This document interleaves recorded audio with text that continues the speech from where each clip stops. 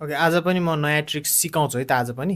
So तपाईँले चाहिँ तासलाई काटेर स्टार्ट गर्न सक्नुहुन्छ यो ट्रिकको लागि चाहिँ। पहिला हेर्नु अनि त्यसरी सिकाउँछु म के गरी गर्ने भनेर। यसको लागि चाहिँ हामीले कुनै एउटा कार्ड चुज गर्छौँ होइन, ऱ्यान्डमली ल यो कार्ड चाहिँ हामीले चुज गऱ्यौँ होइन, यसलाई यो कार्डलाई हामी यहाँ राख्छौँ पहिलो सुरु। सो तपाईँले देखाउन जाँदाखेरि यो कार्ड चाहिँ हामीले ऱ्यान्डमली चुज गऱ्यौँ है भनेर देखाउन सक्नुहुन्छ, अथवा यसलाई हेरेर देखाउन पनि हेरेर आफूले हेरेर राख्न पनि सक्नुहुन्छ। म भन्छु के गर्ने भनेर होइन।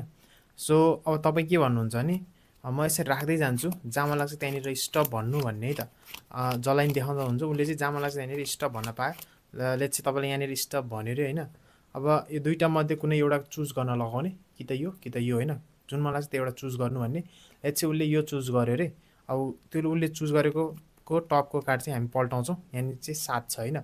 अब यहाँबाट के गर्छौँ, 7वटा कार्ड राख्छौँ, 1 2 3 4 5 6 7, अनि यो कार्डलाई यहाँ राख्छौँ है त।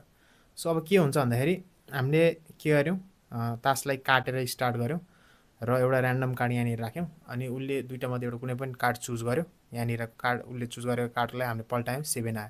अब उसले टच गरेको ठाउँबाट हामीले कार्ड पल्टाउँदाखेरि 7 आएको थियो, अनि 7वटा कार्ड यहाँ राख्यौँ। तर यहाँनिर के हुन्छ भने म्याजिकल्ली यसमा पनि अर्को 7 आउँछ क्या। र त्यति मात्र होइन, यदि थर्ड पाइलमा पनि जानुभयो भने यहाँ पनि 7 आउँछ। र यो तिनटै किन 7 आयो थाहा, किनकि हामीले सुरुमा एउटा कार्ड निकालेर यहाँ राखेको थियौँ नि, यो पनि 7 हुन्छ क्या यसरी। सो 4वटै चाहिँ हाम्रो 7 आउँछ। यो ट्रिक कसरी गर्ने सिकौँ है त। सो यो ट्रिकको लागि हामीले 7 कार्ड युज गर्न पनि मिल्छ, अथवा 8 युज गर्दा पनि मिल्छ। तर 7 गर्दाखेरि अलिकति सजिलो हुन्छ, किनकि म पनि यसमै बानी परिसकेको छु, त्यही भएर है त। सो यसको लागि सेटअप मिलाउनु पर्ने हुन्छ। तपाईँ जानुहुन्छ माथिबाट, सबसे टपमा एउटा 7 राख्नुहुन्छ। अब यसको 8th पोजिसनमा अर्को कार्ड राख्नुहुन्छ है त।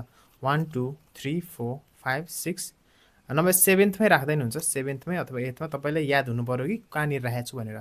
सो एउटा 7thमा जान्छ, एउटा टपमा जान्छ। अब कार्डलाई पल्टाउनु, अनि यहाँबाट 1 2 3 4 5 6 भनेपछि अर्को दुईवटा तास चाहिँ जान्छ 7th र 8th पोजिसनमा बटमबाट। योभन्दा माथि जान्छ 6वटा कार्ड। यो हाम्रो सेटअप रेडी छ है त। अब तपाईँले सुरुमा तासलाई देखाएर नि स्टार्ट गर्न सक्नुहुन्छ। हामीसँग सबै तासहरू डिफ्रेन्ट छ भन्ने यसरी, सबै फिटिएकै तास छ भन्ने यसरी होइन। अब यहाँनिर याद गर्दैनन् कि यहाँ बिचमा एउटा 7 छ, यहाँ माथि चाहिँ नदेखाउनु होला, माथि चाहिँ यसरी लुकाउनु। अनि यहाँ बिचमा नि यहाँनिर दुईवटा 7 छ भने कसैले नि याद गर्दैन सुरुमा चाहिँ। तपाईँले फिट्दाखेरि के गर्नु, हामीले फिटेर त स्टार्ट गरेनौँ, तर काटेर स्टार्ट गऱ्यौँ होइन।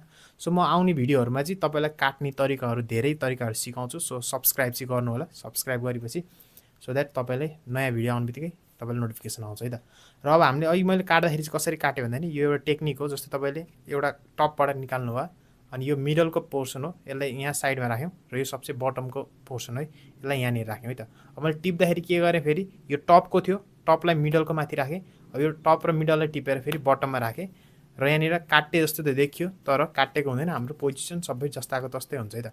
सो यो यो यो अनि यसरी लिने, यो चाहिँ फास्ट गर्दाखेरि चाहिँ मान्छेको दिमागले चाहिँ क्याच गर्दैन। अब this is all magic tricks, यसको सबै प्रोसेस हो, सबै सिक्रेटहरू है त। र अब के गर्नुहुन्छ, अब यता फर्काउने, अनि तल राख्दै जाने। अनि के भन्नुहुन्छ, ठ्याक्क जब हाम्रो यो 7 यसरी क्रस हुन्छ, 7 क्रस भइसकेपछि मात्रै त अब म तासलाई यसरी 1 बाई 1 तल राख्दै जान्छु भन्ने होइन। अनि तपाईँलाई जहाँ मन लाग्छ त्यहाँनिर स्टप भन्नु भन्ने त। त्यो जुन स्टप भन्नु भने मैले, त्यो चाहिँ 7 कटिसकेपछि भन्ने त। किनकि कसैले चाहिँ 7 आउनुभन्दा पहिला स्टप भनिदिनु सक्छ क्या, त्यही भएर 7 कटिसकेपछि मलाई जहाँ मन लाग्छ त्यहाँ स्टप भन्नु भन्ने। ओके, यो चाहिँ यसरी यहाँनिर हाम्रो प्रोसेस हुन्छ होइन। सो सुरुमा मैले एउटा कार्ड चाहिँ एक्स्ट्रा कार्ड निकालेर राख्न बिर्सेछु। सो हामीले काटेर स्टार्ट गऱ्यौँ, काट्यौँ होइन, काटेर मिलाइसक्यौँ। अब म एउटा कार्ड ऱ्यान्डमली चुज गर्छु भन्ने, अनि तपाईँ अघि जुन 7th पोजिसनमा राख्नुभएको 7 थियो, त्यो कार्डलाई चाहिँ निकाल्नुहुन्छ। अब तपाईँले यसलाई हेरेर, अब म एउटा कार्ड निकालेर यहाँनिर यो चाहिँ हाम्रो प्रिडिक्सन हुन्छ भनेर यसरी राख्न पनि सक्नुभयो हेरेर, किनकि तपाईँ अब 7th पोजिसनमा कार्ड कुन चाहिँ हो 7th पोजिसन भनेर झुकिनुहुन्छ भने हेरेर राख्दै नि हुन्छ होइन।